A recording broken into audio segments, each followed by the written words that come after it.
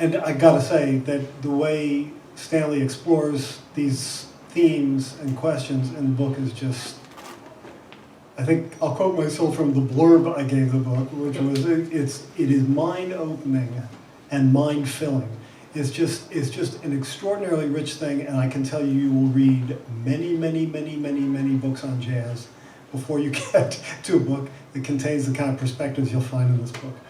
I want to shift this a little bit more specifically to Charlie Parker, because Charlie Parker plainly was a product of a certain place, a certain time, a certain milieu, a certain group of musicians, and yet obviously he formed not just an extraordinarily individual style, but I'm balking slightly at the jump of calling it a new language.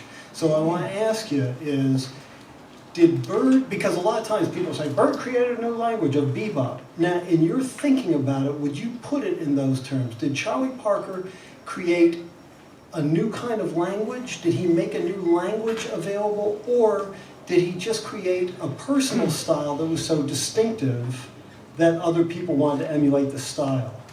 Well, he did both. The thing is that the way he played to best play with him, you had to address your job differently than it was addressed in the other styles. Now what I mean is, somebody like Don Bias could really play a whole lot of saxophone, but he didn't have to, but the drummer and the piano and the bass player didn't have to play differently to work with him. Mm-hmm. So he could impose his style on them and it would work. Art Tatum actually didn't ask for his bass player and his guitar player to play differently. They just had to figure out how to keep up with him, basically in the same way they would have kept up with a less virtuoso piano player. But when Charlie Parker was playing, the drummer had to figure out another way to play the drums to actually play well with him. Why? Well, the thing is that Charlie Parker's style, like all jazz styles, was based upon the players relating to each other at extraordinary velocity. It doesn't make any difference whether they're playing a slow tune or a fast tune. The speed with which they're making sense is far greater than any other performing art that I know of. It doesn't make it better than any other performing art, but to actually, when you actually hear a jazz band that's playing, you are hearing something that is so phenomenal being done, it almost seems like a magical thing. But it's a magical thing that has been achieved through all of those thousands of hours of playing. So what I mean is, see, the way Charlie Parker played, you couldn't, I mean, you could play that way, but you couldn't just play the way that the drummers played when he started playing was they tended to keep the time, the rhythm of the time, on the sax cymbal, and they would change the sound with their thumb and their index finger, and they would play that. Now, Charlie Parker actually demanded another way of playing, and that was they had to shift the beat to another place on the drums, and so they started to play it on what they call the ride cymbal. So now what you'll notice if you look at jazz pictures is before the bebop era,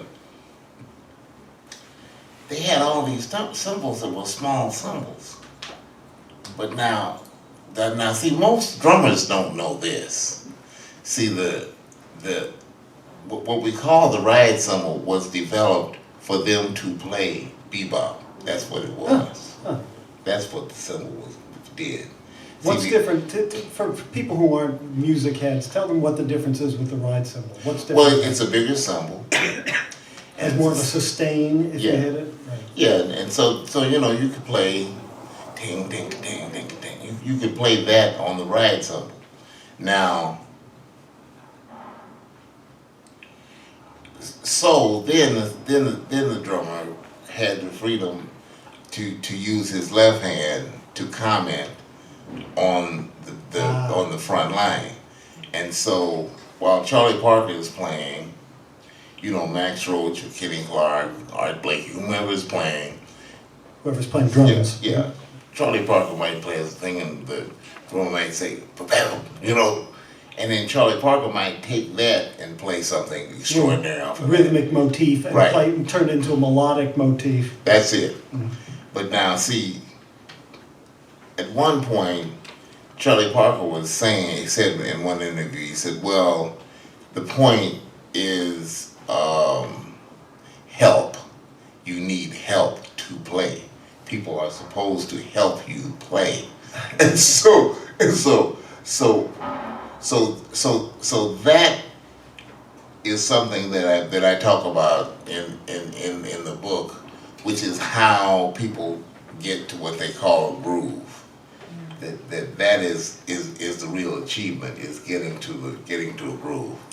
Okay, but backing up a little bit, because this is the Center for Fiction, so I'm trying to get us toward a discussion of the language. Now, what you seem to be implying, I don't know if this is what you exactly intend to imply, but that there's no separating, really, a discussion of the language of the soloist line in a jazz group from a discussion of the entire working of the group as it's going through time. Well, In other words, when people say Charlie Parker invented a language, they're talking about little phrases that were common, da-da-da-da-da, or whatever it might be, little things that he did, little ways that characteristic ways that he developed of extending the chordal context of any particular part of the song. But you seem to be saying that the language that he developed wasn't just a solo melodic line language, although it was that, I think, or was it? Well, the thing is, the first problem is the word soloist. I'm truly opposed to that, because it doesn't explain what anybody actually is playing. Because a soloist is playing a solo, S-O-L-O, ist. That means he or she is playing alone, solo. So now the fact that somebody's standing in front of a rhythm section with a piano, a bass, and a drummer is playing a solo is completely wrong. What is actually happening is the person is featured on a song, but the person is not playing alone. If you can find a solo of Charlie Parker's, he's usually by himself in a room playing the saxophone. He's not playing with a band. Okay. There are recorded solos of Charlie Parker.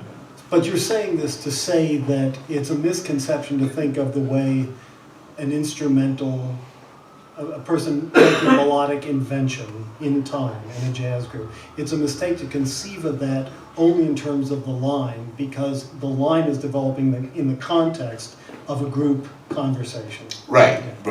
Yeah, and so the thing is that in the book, Charlie Parker, as he begins to hear better, he becomes a better player, because a good player actually learns how to adjust to the situation he's in. Mm-hmm. And so every mistake you've ever made, if you go in on a certain set of chord changes in a stupid way, that helps you play better the next time. And so what I mean is, eventually, whether you're Charlie Parker or not, you learn how to move, how to change, how to adjust.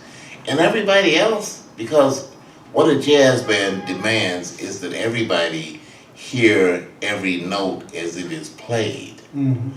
And that phenomenon is so remarkable and so unchallenged by any other performing art that I know of, that I think that had not Negroes actually been the people who did it, it would have been noticed a long time ago. See, for instance, we cannot in New York imagine if Louis Armstrong, Lester Young, Art Tatum, Charlie Parker, and all of those guys been Jewish, that people just wouldn't have figured that out. They would have just said, well, I guess they're playing solos. Somebody would have said, wait a minute, are all these guys improvising? Yes. Well, how did they do it? Well, I guess maybe they listen to each other.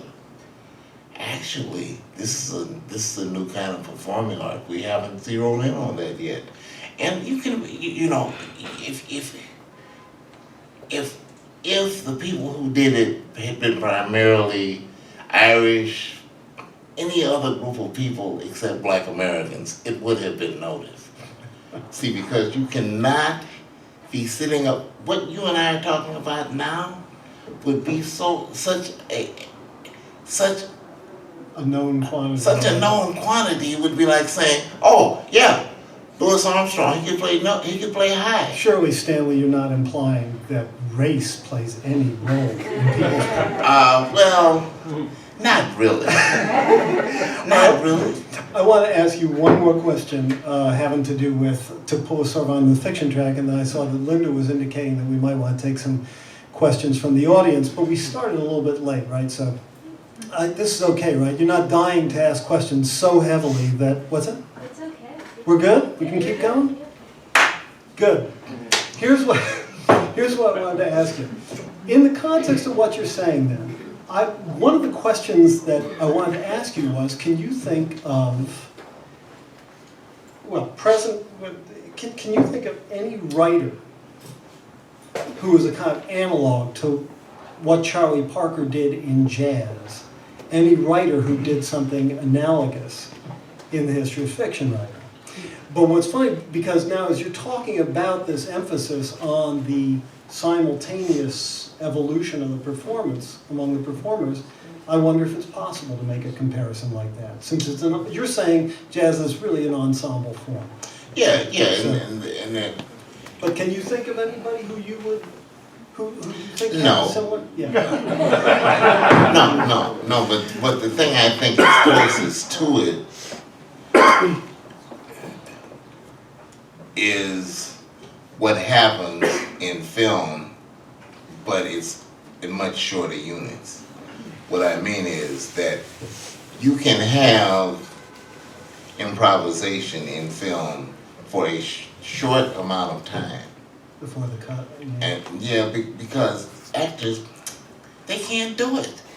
What I mean is that to find two actors who can sustain a three-minute scene, those two actors, Right. those three actors, those four actors, those five actors, however many you want to have, that's almost impossible. Now you can have, in the Scorsese movie, you can have a minute and a half maybe of improvisation and you go, wow, because it'll be so perfect. But if you look at Judy Garland, not Judy Garland, her daughter, and Robert De Niro, when they're playing two musicians, when you look at the cut that Scorsese actually gave them, see, you can't get the movie that they put out anymore because they put everything back into DVD, so you can. And so all of these scenes just go on too long. They don't know when to stop.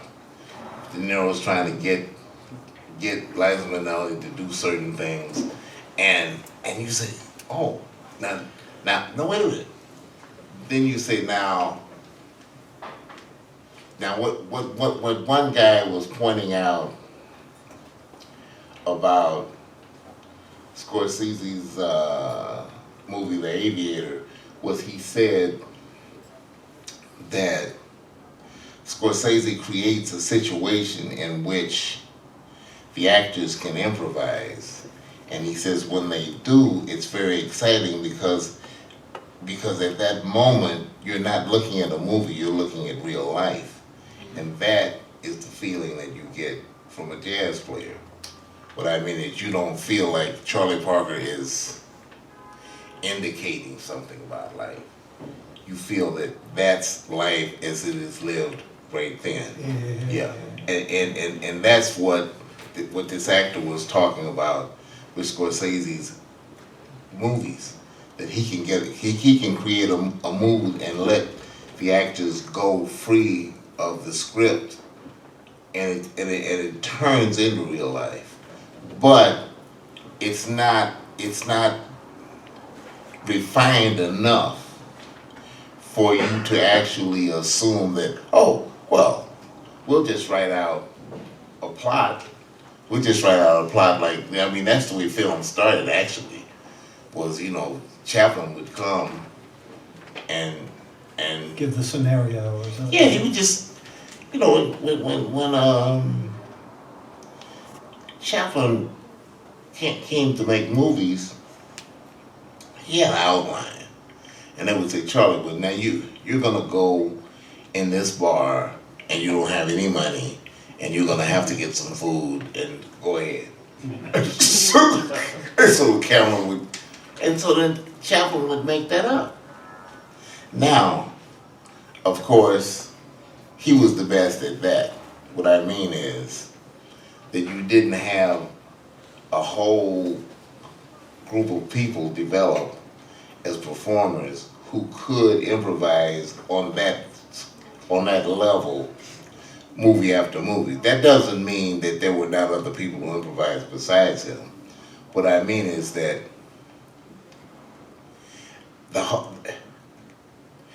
that creating a communicative narrative outside of music is extremely hard. Okay, let me ask you this. Is part of this because when we listen to so-called jazz performances, certainly from the beginning of the music up through the end of, let's say, the styles that were commonly played in the 1960s, the form is a modular form. It's essentially a theme and variations form, right? Where you have these short 32, 64, whatever bar, 12 bar forms, so that in effect all the people who are participating in the performance know what the beginning, middle, and end of the plot is every time they go around. So they understand that here comes a turn toward a crisis, here's the resolution into the next tonic, and then we get the next minor seventh and dominant that brings us. So they also understand the storyline and they sort of know their lines in principle. Whereas if you were going to try to improvise on a longer form, like a 2.5 hour film, for example, there's just so many ways it can start going. How about a half an hour film? How about a half an hour? How about a 15-minute okay. film? But you understand what I'm saying, right? Yeah, but see, that's one of the things that's in the section in the book about Jay McShann when he gets together with this wealthy white guy who was in Kansas City named Walter Bales, who was talking to McShann about how to play. He wasn't saying, McShann, you do not know how to play. He just had learned certain things himself, and he understood that McShann was open to refining his playing. Mm-hmm. Now the thing is,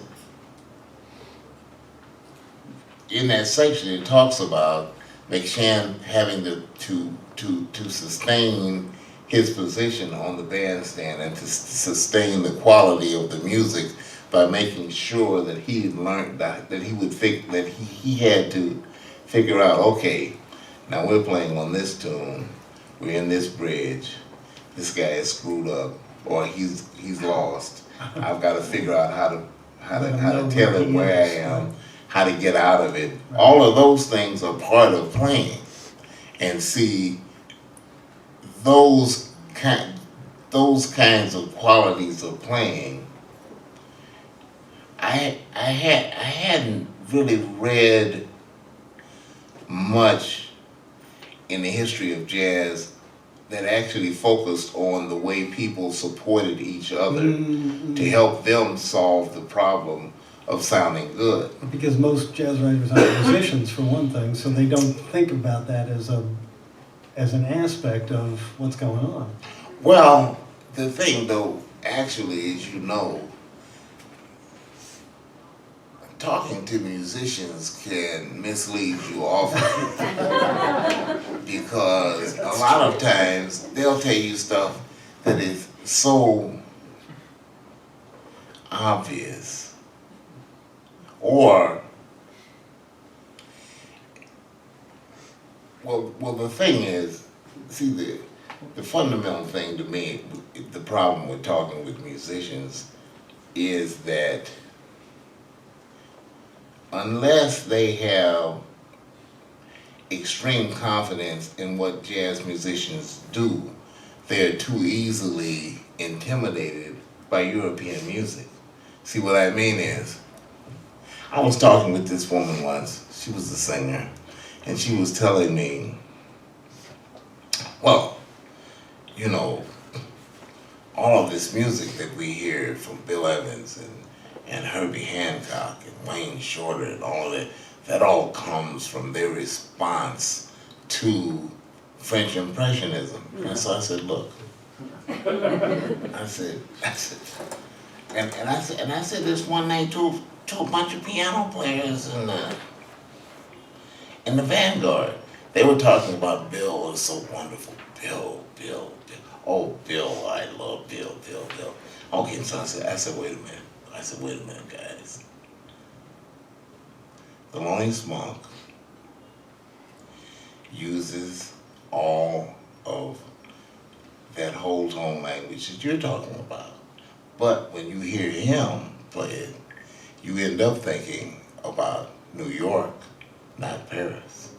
Now, the reason why you like Bill is because you think Paris is more important than New York. Oh, that's what I said. Now, come on. But I'm sorry. I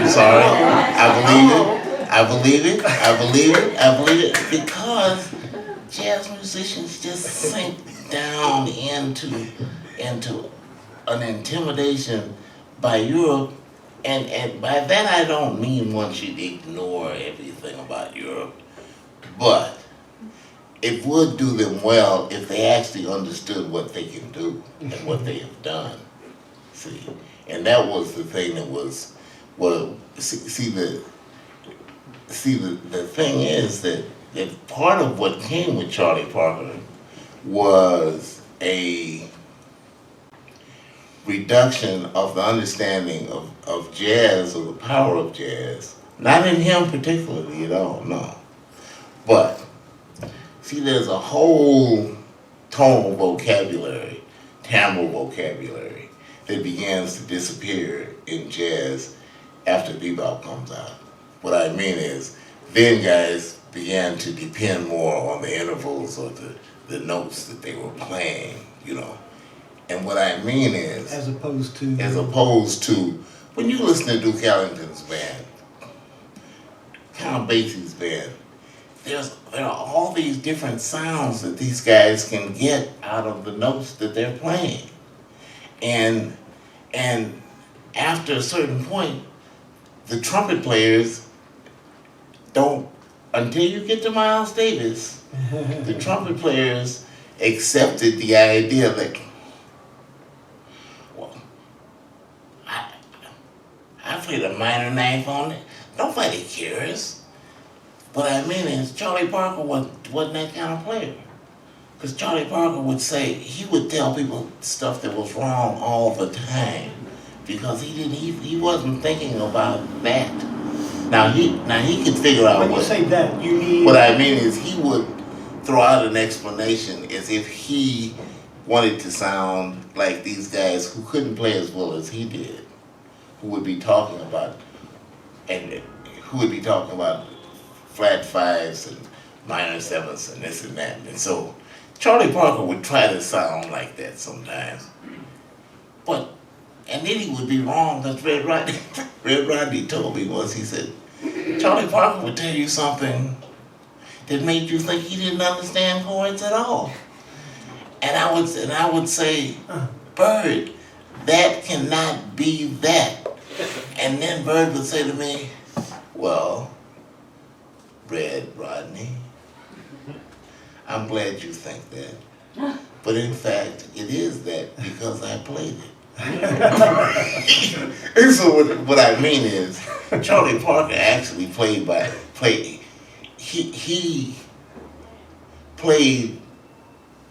he listened to the music through his ear. And what I mean is, when you listen to him closely, you can hear him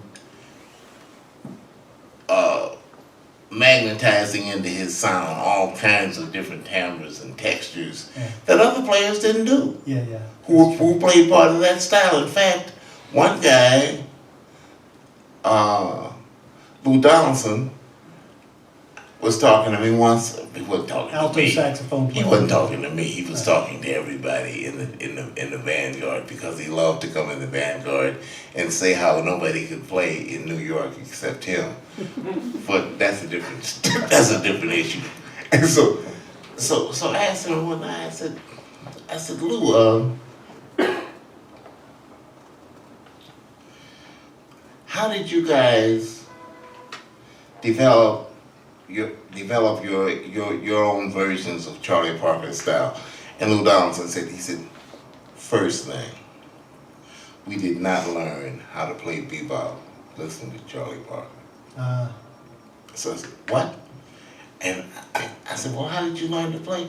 He said, listening to Sonny Stitt. He said, because Sonny Stitt smoothed a lot of that stuff out.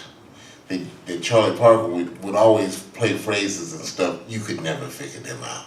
You could never get them right. He said, but Sonny Stitt smoothed them out and made them even eighth notes, and you could play the bebop style if you imitated him.